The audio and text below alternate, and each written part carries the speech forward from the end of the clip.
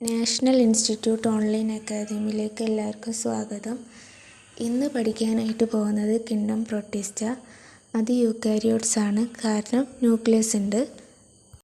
ഈ കിങ്ഡം പ്രൊട്ടിസ്റ്റയിൽ ഇന്ന ക്യാരക്ടർ കാണിക്കുന്നവർ ഇടും, എങ്കിലും അതിനകത്തുള്ളവർ വേറെ പല കിങ്ഡവുമായി സിമിലാരിറ്റി കാണിക്കുന്നു.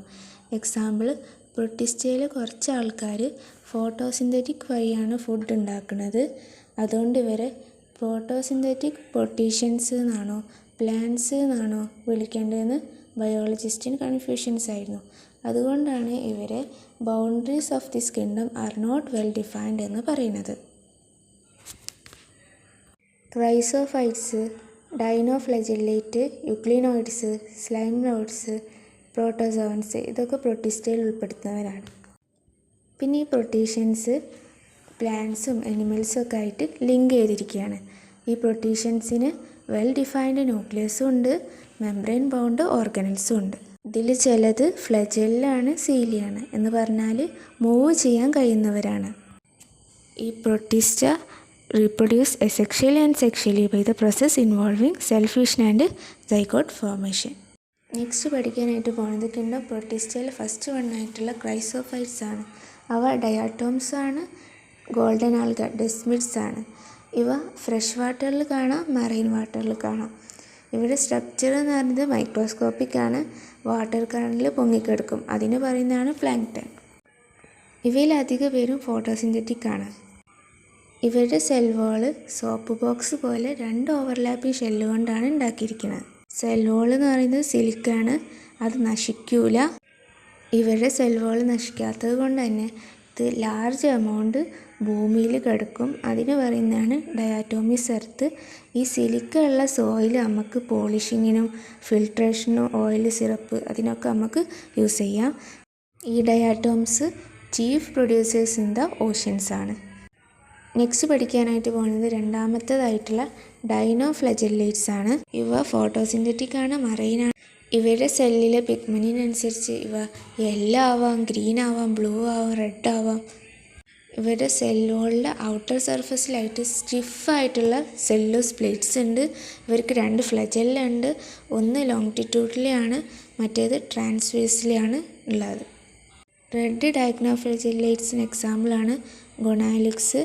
ഇത് റാപ്പിഡ് മൾട്ടിപ്ലിക്കേഷന് സഹായിക്കുകയാണ് ചെയ്യുക. ഇവ സീ അപ്പിയർ ബിക്കം റെഡ് ആക്കി മാറ്റും. അതിന് പറയുന്നതാണ് റെഡ് ടൈഡ്സ്.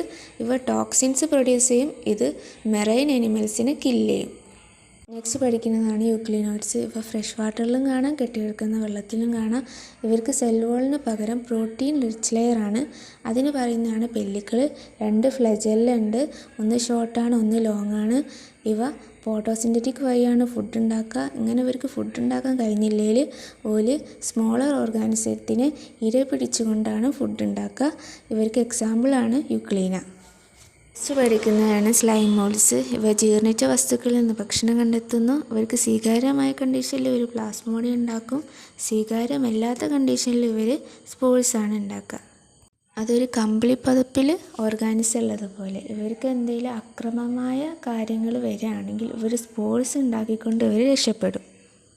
സ്വീകാര്യമായ കണ്ടീഷനിൽ അവർ രക്ഷപ്പെടും.